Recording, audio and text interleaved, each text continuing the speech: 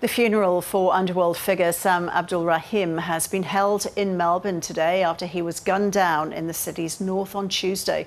Police are continuing their search to find those responsible, but the investigation faces significant challenges. David Estcourt is now an ABC journalist, but previously worked as a crime reporter with the Age newspaper. And he says many groups wanted Sam the Punisher, as he was known, dead.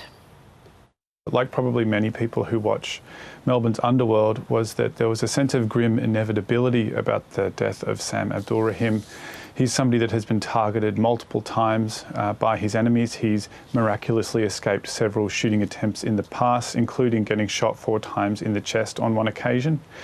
So when news of his death was confirmed by Victoria Police and various underworld sources that we spoke to on the day, I think the response was one that this made sense, that there was a sense of inevitability about his demise and that it didn't take too many people by absolute surprise.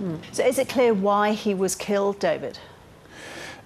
Police are currently looking at why he was killed. There were several different theories that are bubbling around in Melbourne's underworld. One thing about Sam Abdulrahim that was clear and that was shared as an opinion amongst many people in the underworld was that he was disliked by many different parties. So whilst police probably have an idea and a line of inquiry that they're pursuing, there are many people that had disagreements with Sam Abdulrahim over the last couple of years.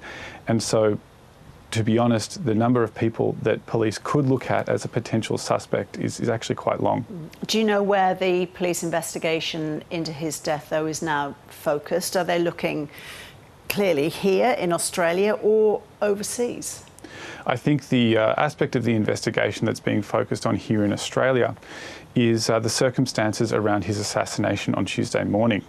One of the things that police will be trying to tease out is how the hit squad that killed him got the information that he was staying in this particular serviced apartments in Melbourne's north. It was a very specific location, and they popped out when he was exiting the elevator and going to his car. So it was quite a specific place that the hit took place. And so in that sense, because he had only been at this location for less than 24 hours, police will probably be examining the kinds of people that were close to Sam Abdulrahim over that period and whether any information leaks about his location could have occurred amongst those that were in the know about where he was. In terms of that international representation, there are known enemies that Sam had that do live overseas and that do have local proxies that they utilise to conduct operations here in Australia and here in Melbourne.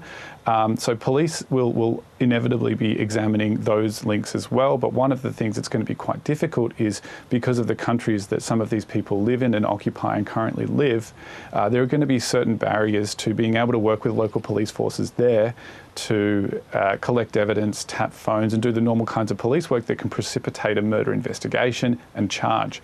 So one of the big issues that is going to be finding the original people that are responsible for the commissioning of this death is that many of those parties are overseas.